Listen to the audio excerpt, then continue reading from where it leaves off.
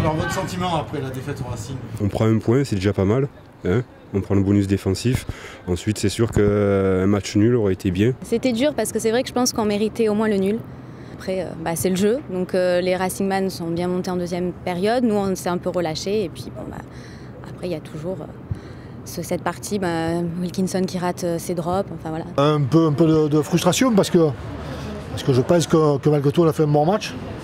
Je pense que sur ces 5 dernières minutes, on méritait sans doute une pénalité qui n'est pas venue. Donc je pense que les joueurs sont un peu frustrés, et les supporters aussi. Je pense qu'on méritait largement le match nul, quoi. Ah, je reste sur ma faim, je suis un peu amer. Je pense que la deuxième mi-temps était un peu mal gérée. Quand on rentre au vestiaire avec 12-3 ou 12-6, je ne sais plus exactement, je m'attendais à ce qu'on prenne les 4 points. Malheureusement, le Racing est revenu et nous a mangé sur la fin. Je suis un peu amer. Je pensais que les 4 points étaient pour nous. Et je ne comprends pas qu'on siffle 13 fautes d'un côté et 5 de l'autre. Vous dites ça parce que vous êtes parti pris quand même. Non, je ne suis pas parti pris, mais l'arbitrage, c'est à sens unique. Parce qu'il y a 3 fautes coup sur coup dans les 5 dernières minutes et l'arbitre ici, il ne voit rien. Il y a même Aubin Hubert qui crie après l'arbitre, il y a plaquage haut, il n'y a pas plaquage haut, et l'arbitre, il n'en tient même pas compte. Alors, pour moi, l'arbitrage en France est à tout à revoir. Hein. Ah oui, là on passe à autre chose, la H-Cup.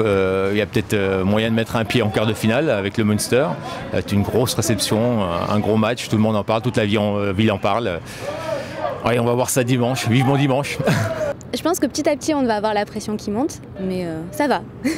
Ça ira moins bien, je pense, en 20 semaines quand on va se rapprocher de la rencontre. Le petit bémol, ça va être leur capitaine, O'Connell, Paul O'Connell, qui est capitaine du Munster et puis capitaine de l'équipe d'Irlande, où il va falloir vraiment bien le surveiller au niveau des touches, parce que c'est vraiment une tour de contrôle. Et voilà, quoi. Sinon, je pense que ça devrait le faire. C'est un match historique pour nous, parce que là, on a l'occasion de peut-être se qualifier pour la première fois dans notre histoire pour un quart de finale de H-Cup.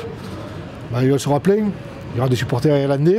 Je crois qu'ils sont prêts. Hein. Moi, franchement, je sens bien ce match. J'ai un bon pressentiment. J'étais en Irlande, j'étais impressionné par leur stade. Mais franchement, à Mayol, j'ai confiance. J'ai confiance parce que je sais les joueurs remonter, je sais les joueurs revanchards.